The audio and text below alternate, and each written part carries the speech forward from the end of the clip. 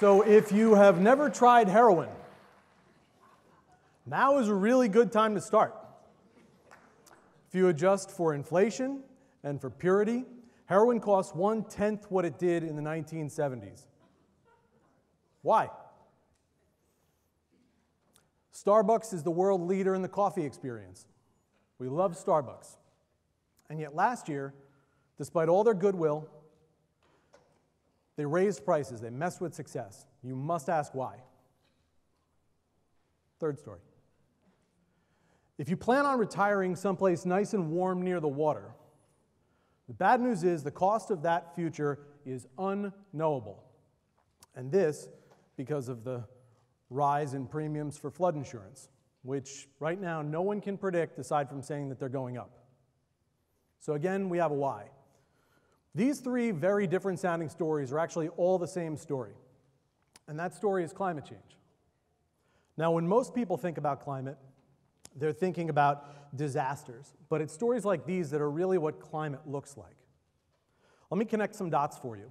If you are a farmer in Afghanistan, where pretty much all the heroin in the world starts, that country is unstable, has bad water infrastructure, and has suffered through a decade not just of war, but of horrific drought. So if you're that farmer and you have this choice to make of crops that require a lot of water or crops that require virtually none, and you have a family to provide for, the choice becomes obvious. Second thing, this rather complicated graph shows you what happened to coffee prices when production tanked. Production tanked right in the middle of that graph when a fungal blight hit Costa Rica, Guatemala, and El Salvador at the same time that drought hit Brazil. Overnight, prices spiked 52%. And even if you're Starbucks, you just can't keep up with that. Now, finally, there's this issue of flood insurance. I have for you the ratio of premiums to dollars insured for the top 10 states for flood insurance. This is in billions, by the way.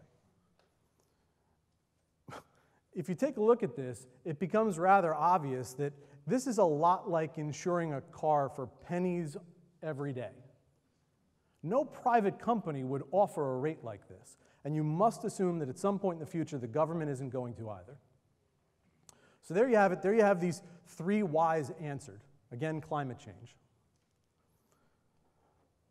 The best people in business and finance, they already know what we need to learn, and that is that good climate policy is good business, that good climate policy makes money, that good climate policy reduces risk and frees up capital and spurs innovation and builds profits. The best people in business and finance already know this, and it is time for us to start looking at it the way they look at it. If you talk about climate, very often you talk to the activists and they'll tell you this is all about the science. If you talk to business, they generally think maybe this is something for the marketing department or for corporate responsibility. Somebody does that, right?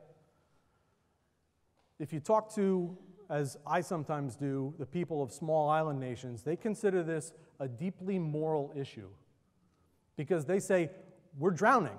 We're actually quite literally drowning.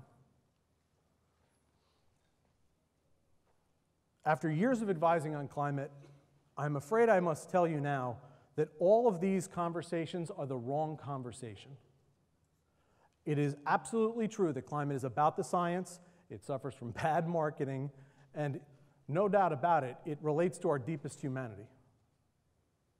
But the fact is that if you want to move the needle on climate change, you need to be talking about money and risk. Now, what I'd like to do is talk about climate-smart money. Because you see, those smart business people, they've been working on this issue for some time. Let's take as an example Walmart. Now, Walmart is, well, the management at Walmart some years ago realized that with an army of suppliers and a dizzying array of products, that climate represented a monster-sized unknown to their business model. Now look, if you're a big conservative and what else can we call Walmart? Thrifty, we can call them thrifty. If you're a big conservative thrifty company, you don't leave risks unmanaged. So flash forward to today, Walmart is using more solar power than 35 states. More importantly, they actually rank all of their suppliers on a sustainability index. And what's amazing about that is, yes, it lowers emissions, but it also decreases risk across entire sectors. There are companies and industries in their entirety that are thinking about carbon and climate and risk in an entirely new way. And that's good for us, not just for the environment, but it's good for us because it creates price stability. And it's good for them because it increases profits. Walmart isn't alone in this.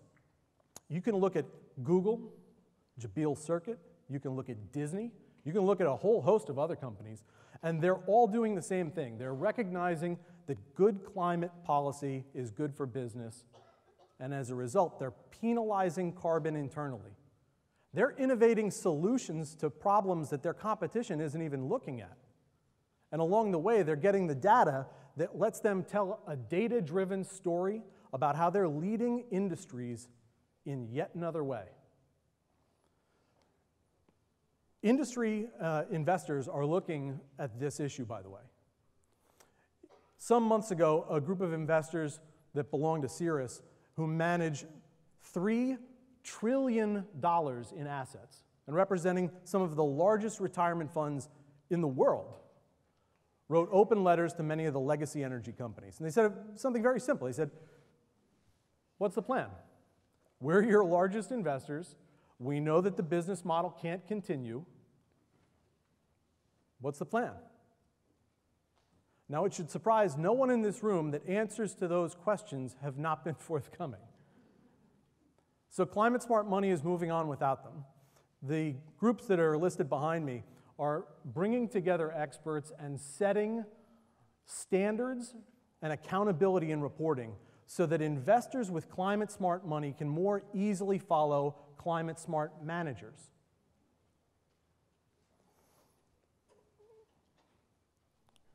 When I talk like this, people very often and very reasonably start saying, hey, that's good, but what should I be doing? What's the role of the individual in all this?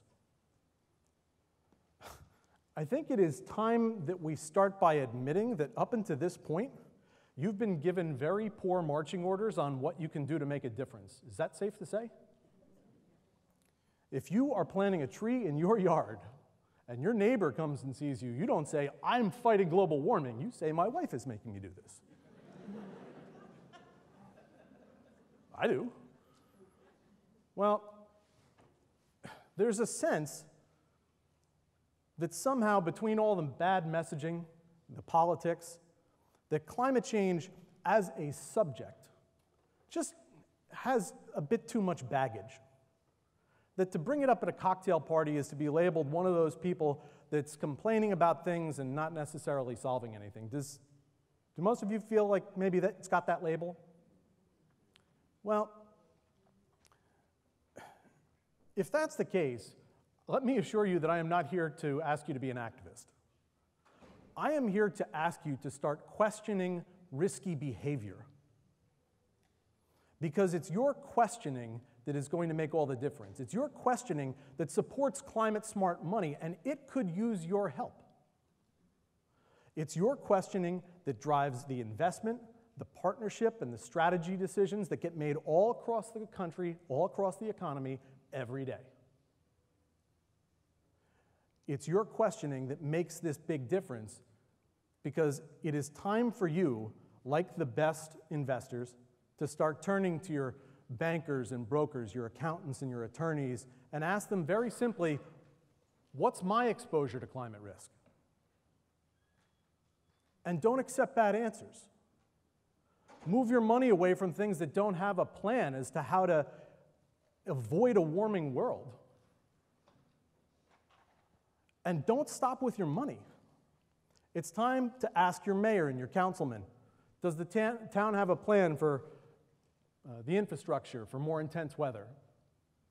It's time to turn to your union boss and say, are you negotiating with climate in mind? The time has come for you to ask your suppliers and your partners and your advisors if they're looking at the future as a place where climate increases risk. These are the people who are playing with your money and your future. And they're the ones that are most directly accountable if you need to make that change for the better. Now, if you do this, my goal in coming here today is to have the entire world see you not as an environmentalist, but as someone who is deeply concerned about risk and thrift and the future. I want everyone you know to realize that you, unlike so many others who seem to more and more be asking less and less of one another, that you are demanding greater things from those around you, because it is that action that makes all the difference. Thank you.